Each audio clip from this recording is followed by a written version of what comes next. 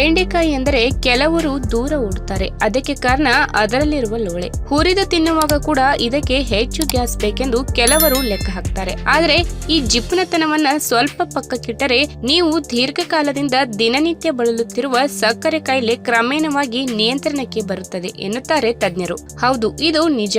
ಬೆಂಡೆಕಾಯಿಯಲ್ಲಿ ಮಿತಿಮೀರಿ ಹೆಚ್ಚಾದ ರಕ್ತದಲ್ಲಿನ ಸಕ್ಕರೆ ಪ್ರಮಾಣವನ್ನ ನಿಯಂತ್ರಣ ಮಾಡುವ ಗುಣವಿದೆ. ಪ್ರಮುಖವಾಗಿ ಇದು ದೇಹದ ಮೆಟಬಾಲಿಕ್ ಅಸ್ವಸ್ಥತೆಯನ್ನ ದೂರ ಮಾಡುವುದರ ಜೊತೆಗೆ ಆಹಾರ ಪದ್ಧತಿಯಲ್ಲಿ ಕೂಡ ಸಮತೋಲನವನ್ನ ತಂದುಕೊಡುತ್ತದೆ.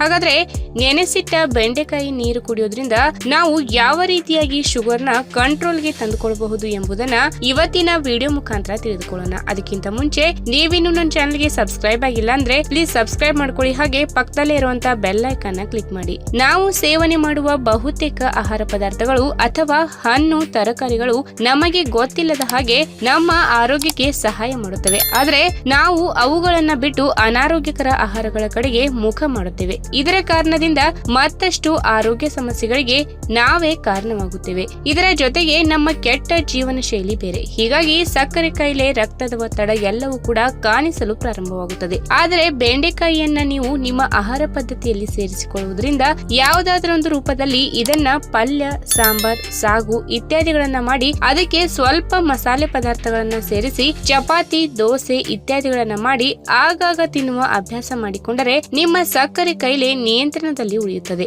ಇನ್ನು ಬೆಂಡೆಕಾಯಿ ಕಡಿಮೆ ಗ್ಲೈಸೆಮಿಕ್ ಸೂಚ್ಯಂಕ ಹೊಂದಿದ ತರಕಾರಿಯಾಗಿದೆ. ಕಾರ್ಬೋಹೈಡ್ರೇಟ್ ಅಂಶಗಳನ್ನು ಇದರಲ್ಲಿ ನೀವು ಕಾಣಬಹುದು. ಆದರೂ ಕೂಡ ಇದು ನಿಮ್ಮ ಆಹಾರದಲ್ಲಿ ಸಿಗುವ ಸಕ್ಕರೆ ಪ್ರಮಾಣವನ್ನ ರಕ್ತದಲ್ಲಿ ಬೆರೆತು ಹೆಚ್ಚಾಗದಂತೆ ನೋಡಿಕೊಳ್ಳುತ್ತದೆ. ಅಂದರೆ ನಿಧಾನವಾದ ಮೆಟಬಾಲಿಸಂ ಪ್ರಕ್ರಿಯೆ ನಿಮ್ಮದಾಗುವ ಹಾಗೆ ಮಾಡುತ್ತದೆ. ಆರೋಗ್ಯ ತಜ್ಞರು ಹೇಳುವ ಹಾಗೆ 100 ಗ್ರಾಂ ಬೆಂಡೆಕಾಯಿ ತೆಗೆದುಕೊಂಡರೆ ಅದರಲ್ಲಿ ನಮಗೆ ಕೇವಲ 7 ಗ್ರಾಂನಷ್ಟು ಕಾರ್ಬೋಹೈಡ್ರೇಟ್ ಮಾತ್ರ ಸಿಗಲಿದೆ. ಇದರ ಕಾರಣದಿಂದ ಮಧುಮೇಹ ನಿಯಂತ್ರಣಕ್ಕೆ ಬರಲಿದೆ ಎಂದು ಹೇಳಬಹುದು. ಬೆಂಡೆಕಾಯಿ ತನ್ನಲ್ಲಿ ಅಪ್ರತಿಮವಾಗಿ ಕರಗುವ ಮತ್ತು ಕರಗದಿರುವ ನಾರಿನ ಅಂಶವನ್ನು ಒಳಗೊಂಡಿದೆ. ನಾರಿನ ಅಂಶ ನಿಮಗೆಲ್ಲ ಗೊತ್ತಿರುವ ಹಾಗೆ ನಮ್ಮ ದೇಹದಲ್ಲಿ ಜೀರ್ಣವಾಗಲು ತನ್ನದೇ ಆದ ಸಮಯವನ್ನು ತೆಗೆದುಕೊಳ್ಳುತ್ತದೆ. ಈ ಕಾರಣದಿಂದ ನಾವು ಸೇವನೆ ಮಾಡಿದ ಆಹಾರದಲ್ಲಿ ಸಿಗುವಂತಹ ಸಕ್ಕರೆ ಅಂಶ ರಕ್ತದ ಹರಿವಿಗೆ ತುಂಬಾ ನಿಧಾನವಾಗಿ ಬಿಡುಗಡೆಯಾಗುತ್ತದೆ. ಇದರಿಂದ ಆಹಾರ ಸೇವನೆ ಮಾಡಿದ ನಂತರ ಇದ್ದಕ್ಕಿದ್ದಂತೆ ಸಕ್ಕರೆ ಅಂಶ ರಕ್ತದಲ್ಲಿ ಹೆಚ್ಚಾಗುವ ಸಾಧ್ಯತೆ ಕಡಿಮೆ ಇರುತ್ತದೆ. ಪ್ರೋಟೀನ್ ಅಂಶ ಹೆಚ್ಚಾಗಿರುವ ಬೆಂಡೆಕಾಯಿ ಬೇರೆ ತರಕಾರಿಗಳ ತರಹ ಅಲ್ಲ. ಹೀಗಾಗಿ ಮಧುಮೇಹ ಸಮಸ್ಯೆ ಇರುವವರು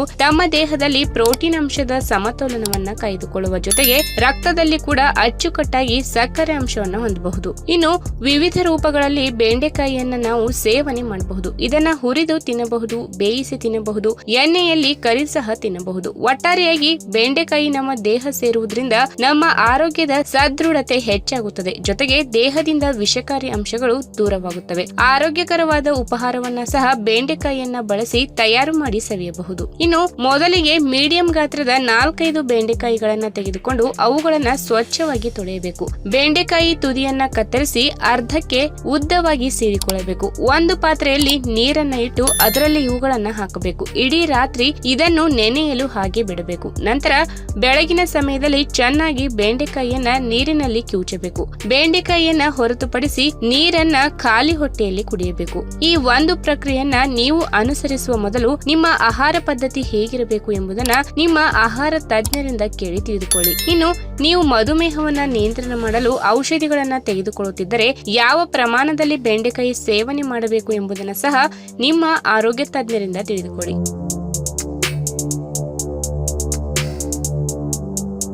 ಈ ವಿಡಿಯೋ ನಿಮಗೆ ಇಷ್ಟವಾದಲ್ಲಿ ತಪ್ಪದೆ ಲೈಕ್ ಮಾಡಿ, ಶೇರ್ ಮಾಡಿ, ಹಾಗೆ ನಿಮ್ಮ ಅನಿಸಿಕೆನ ಕಮೆಂಟ್ ಮೂಲಕ ತಿಳಿಸಿ.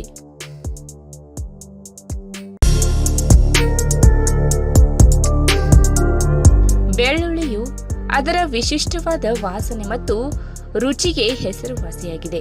ಇದು ನಮ್ಮ ಹೆಚ್ಚಿನ ಭಾರತೀಯ ಅಡುಗೆ ಮನೆಗಳಲ್ಲಿ ಕಂಡುಬರುವ ಸಾಮಾನ್ಯ ಪದಾರ್ಥವಾಗಿದೆ. ಪೊಟ್ಯಾಷಿಯಂ, ಸತು, ಮ್ಯಾಗ್ನೀಷಿಯಂ ಮತ್ತು ರಂಜಕದಂತಹ ಅನೇಕ ಖನಿಜಗಳು, vitamin C, K, niacin, thiamine ಮತ್ತು ಪೋಲೇಟ್ ಕೂಡ ಬೆಳ್ಳುಳ್ಳಿಯಲ್ಲಿ ಹೇರಳವಾಗಿ ಕಂಡುಬರುತ್ತವೆ. ನಿಮ್ಮ ದೈನಂದಿನ ಆಹಾರದಲ್ಲಿ ಬೆಳ್ಳುಳ್ಳಿಯನ್ನ ಸೇರಿಸುವುದರಿಂದ ಹಲವಾರು ಆರೋಗ್ಯ ಪ್ರಯೋಜನಗಳನ್ನ ಪಡೆಯಬಹುದು. ಹಾಗಾದ್ರೆ ಅವುಗಳು ಯಾವುವು ಎಂಬುದನ್ನ ಇವತ್ತಿನ ವಿಡಿಯೋ ಮುಖಾಂತರ ತಿಳಿದುಕೊಳ್ಳೋಣ. ಅದಕ್ಕಿಂತ ಮುಂಚೆ ನೀವಿನ್ನು ನನ್ನ ಚಾನೆಲ್ಗೆ ಸಬ್ಸ್ಕ್ರೈಬ್ ಆಗಿಲ್ಲ ಅಂದ್ರೆ ಪ್ಲೀಸ್ ಸಬ್ಸ್ಕ್ರೈಬ್ ಮಾಡ್ಕೊಳ್ಳಿ. ಹಾಗೆ ಪಕ್ಕದಲ್ಲೇ ಇರುವಂತಹ ಬೆಲ್ ಐಕಾನ್ ನ ಕ್ಲಿಕ್ ಮಾಡಿ. ಬೆಳ್ಳುಳ್ಳಿಯು ಹೃದಯ ಸಂಬಂಧಿ ಕಾಯಿಲೆಗಳ ಅಪಾಯವನ್ನ ಕಡಿಮೆ ಮಾಡುತ್ತದೆ. ಅಧಿಕ ರಕ್ತದೊತ್ತಡ ಸಮಸ್ಯೆ ಇರುವವರು ಬೆಳ್ಳುಳ್ಳಿಯನ್ನ ಕಡ್ಡಾಯವಾಗಿ ಸೇವಿಸಬೇಕು. ಬೆಳ್ಳುಳ್ಳಿಯು ನೈಸರ್ಗಿಕ ಆಂಟಿಬ್ಯಾಕ್ಟೀರಿಯಲ್, ಉರಿಯೂತದ ಮತ್ತು ಉತ್ಕರ್ಷಣ ನಿರೋಧಕ ಗುಣಗಳನ್ನು ಹೊಂದಿದೆ. ನಿಮ್ಮ ಕೊಲೆಸ್ಟ್ರಾಲ್ ಮಟ್ಟವನ್ನು ನಿಯಂತ್ರಣದಲ್ಲಿ ಇಟ್ಟುಕೊಳ್ಳುವುದು ನಿಮ್ಮ ಹೃದಯದ ಆರೋಗ್ಯಕ್ಕೆ ಅತ್ಯಗತ್ಯ. ಹೃದಯಾಘಾತ ಮತ್ತು ಪಾರ್ಶ್ವವಾಯು ತಪ್ಪಿಸಲು ಬೆಳ್ಳುಳ್ಳಿಯನ್ನ ಸೇವಿಸುವುದು ಅಗತ್ಯ. ಇನ್ನು ನಿಮ್ಮ ಆಹಾರದಲ್ಲಿ ಬೆಳ್ಳುಳ್ಳಿಯನ್ನ ಸೇರಿಸುವುದರಿಂದ ಜೀರ್ಣಕ್ರಿಯೆಗೆ ಸಂಬಂಧಿಸಿದ ಸಮಸ್ಯೆಗಳಿಂದ ನೀವು ಪರಿಹಾರವನ್ನ ಪಡೆಯಬಹುದು. ಹಸಿ ಬೆಳ್ಳುಳ್ಳಿಯನ್ನ ತಿನ್ನುವುದರಿಂದ ಹೊಟ್ಟೆಯಲ್ಲಿರುವ ಹುಳುಗಳನ್ನ ಕೊಲ್ಲಲು ಸಹಾಯ ಮಾಡುತ್ತದೆ. ಬೆಳ್ಳುಳ್ಳಿಯು ಕರುಳಿನ ಆರೋಗ್ಯಕ್ಕೂ ಪ್ರಯೋಜನಕಾರಿಯಾಗಿದೆ. ಅಷ್ಟೇ ಅಲ್ಲದೆ ಬೆಳಿಗ್ಗೆ ಖಾಲಿ ಹೊಟ್ಟೆಯಲ್ಲಿ ಕೆಲವು ಬೆಳ್ಳುಳ್ಳಿ ಎಸಳುಗಳನ್ನ ತಿನ್ನುವುದರಿಂದ ದೇಹದ ಕೊಬ್ಬು ಕರಗಿಸುವ ಮೂಲಕ ತೂಕವನ್ನ ಕಡಿಮೆ ಮಾಡಲು ಸಹಾಯ ಮಾಡುತ್ತದೆ. ಬೆಳ್ಳುಳ್ಳಿಯಲ್ಲಿರುವ ಬೂಸ್ಟಿಂಗ್ ಮಟ್ಟವು ಕ್ಯಾಲೋರಿಗಳನ್ನ ವೇಗವಾಗಿ ಸುಡಲು ಸಹಾಯ ಮಾಡುತ್ತದೆ. ಇನ್ನು ನಿಮ್ಮ ರೋಗ ನಿರೋಧಕ ಶಕ್ತಿ ದುರ್ಬಲವಾಗಿದ್ದರೆ ಅಥವಾ ನೀವು ಆಗಾಗ್ಗೆ ಶೀತ, ಕೆಮ್ಮು ಮತ್ತು ಸೋಂಕಿಗೆ ಒಳಗಾಗಿದ್ದರೆ ನೀವು ನಿಮ್ಮ ಆಹಾರದಲ್ಲಿ ಬೆಳ್ಳುಳ್ಳಿಯನ್ನ ಸೇರಿಸಿಕೊಳ್ಳಬೇಕು. ಇದನ್ನು ನೀವು ಖಾಲಿ ಹೊಟ್ಟೆಯಲ್ಲಿ ಬೆಳ್ಳುಳ್ಳಿಯನ್ನ ಅಗೆಯುವ ಮೂಲಕ ಸೇವಿಸಬಹುದಾಗಿದೆ. ಇದು ನಿಮ್ಮ ರೋಗ ನಿರೋಧಕ ಶಕ್ತಿಯನ್ನ ಉತ್ತಮವಾಗಿಸಲು ಸಹಕರಿಸುತ್ತದೆ. ಇನ್ನು ಬೆಳ್ಳುಳ್ಳಿ ಸೇವನೆಯು ರಕ್ತದಲ್ಲಿರುವ ಕೆಟ್ಟ ಕೊಲೆಸ್ಟ್ರಾಲ್ ಮಟ್ಟವನ್ನ ಕಡಿಮೆ ಮಾಡಲು ಸಹಾಯ ಮಾಡುತ್ತದೆ. ಕೊಲೆಸ್ಟ್ರಾಲ್ ಮಟ್ಟವನ್ನ ಕಡಿಮೆ ಮಾಡಲು ಮತ್ತು ರಕ್ತ ಹೆಪ್ಪುಗಟ್ಟುವಿಕೆಯನ್ನ ಕಡಿಮೆ ಮಾಡಲು ಇದು ಅತ್ಯುತ್ತಮವಾಗಿದೆ ಎಂದು ಪರಿಗಣಿಸಲಾಗಿದೆ. ಅಷ್ಟೇ ಅಲ್ಲದೆ ಬೆಳ್ಳುಳ್ಳಿಯಲ್ಲಿರುವ ಆಂಟಿ ಆಕ್ಸಿಡೆಂಟ್ ಮತ್ತು ಬ್ಯಾಕ್ಟೀರಿಯಾ ವಿರೋಧಿ ಗುಣಗಳು ಮೊಡವೆಗಳನ್ನ ಉಂಟು ಮಾಡುವ ಬ್ಯಾಕ್ಟೀರಿಯಾವನ್ನ ಕೊಂದು ಚರ್ಮವನ್ನ ಹೊಳೆಯುವಂತೆ ಮಾಡಲು ಸಹಾಯ ಮಾಡುತ್ತದೆ. ಮೊಡವೆಗಳ ಮೇಲೆ ಬೆಳ್ಳುಳ್ಳಿಯನ್ನ ಹಚ್ಚುವುದರಿಂದ ಅವುಗಳನ್ನ ತೊಡೆದು ಹಾಕಲು ಸಹಾಯ ಮಾಡುತ್ತದೆ. ಇದು ವಯಸ್ಸಾದಂತೆ ಕಾಣುವುದನ್ನ ನಿಧಾನಗೊಳಿಸುತ್ತದೆ. ಇನ್ನು ಬೆಳ್ಳುಳ್ಳಿಯ ಬಿಪಿ ಕಡಿಮೆಗೊಳಿಸುವ ಗುಣಲಕ್ಷಣಗಳು ಹೆಚ್ಚಾಗಿ ಅದರಲ್ಲಿರುವ ಅಲಿಸಿನ್ ಎಂಬ ಸಂಯುಕ್ತವು ರಕ್ತನಾಳಗಳ ಆರೋಗ್ಯವನ್ನ ಉತ್ತೇಜಿಸುತ್ತದೆ ಮತ್ತು ಅದರ ಉತ್ಕರ್ಷಣ ನಿರೋಧಕ ಮತ್ತು ಉರಿಯೂತದ ಗುಣಲಕ್ಷಣಗಳಿಂದಾಗಿ ರಕ್ತದೊತ್ತಡವನ್ನ ನಿಯಂತ್ರಣದಲ್ಲಿ ಇಡಲು ಸಹಾಯ ಮಾಡುತ್ತದೆ.